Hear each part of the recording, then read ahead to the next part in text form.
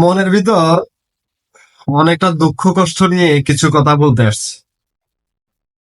এর আগে সবাইকে জানাই পবিত্র ঈদ উল আজহার শুভেচ্ছা ও ঈদ মোবারক। ঈদ মানে খুশি, আনন্দ, পরিবার পরিজনের সঙ্গে মিলিত হওয়ার মুহূর্ত। কিন্তু যখন কাউকে প্রিয়জনদের ছেড়ে দূরে থাকতে হয়, তখন সেই আনন্দ কষ্টে পরিণত। ঈদ মানে পরিবারের সঙ্গে সময় কাটানো, মায়ের হাতের রান্না খাওয়ার, প্রিয়জনের সঙ্গে হাসি আড্ডা। কেন বাড়িতে যেতে না পারার কষ্ট এত তীব্র? পরিবারের সান্নিধ্য মিস করা। ঈদের আসল আনন্দ হলো পরিবারের সঙ্গে থাকা, মা বাবার স্নেহ, ভাই বোনের খুনসুটি সবকিছুই দূর থেকে অনুভব করা।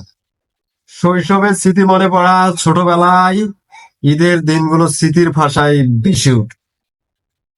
নতুন পোশাক, ঈদের সালামি, বন্ধুদের সঙ্গে ঘোরাঘুরি সবকিছুই হারিয়ে যায় ব্যস্ত জীবনের জটিলতায়।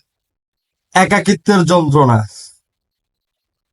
যারা কর্মসূত্রে বা পড়াশোনার কারণে দূরে আছেন তাদের জন্য ঈদের দিনটা হয় অন্য সব দিনের মতোই ফাঁকা। কাজের ব্যস্ততার মাঝে ঈদের আনন্দ যেন কোথাও হারিয়ে যায়। সামাজিক যোগাযোগ মাধ্যমের কষ্ট। ফেসবুক, ইনস্টাগ্রাম, হোয়াটসঅ্যাপ যখন অন্যরা পরিবারের সঙ্গে আনন্দ ভাগ করে, তখন দূরে থাকা মানুষদের মন ভারাক্রান্ত হয়ে। সর্বশেষে কথাই বলবো, সবার ঈদ হোক আনন্দময়, ভালো কাটুক সবার ঈদ।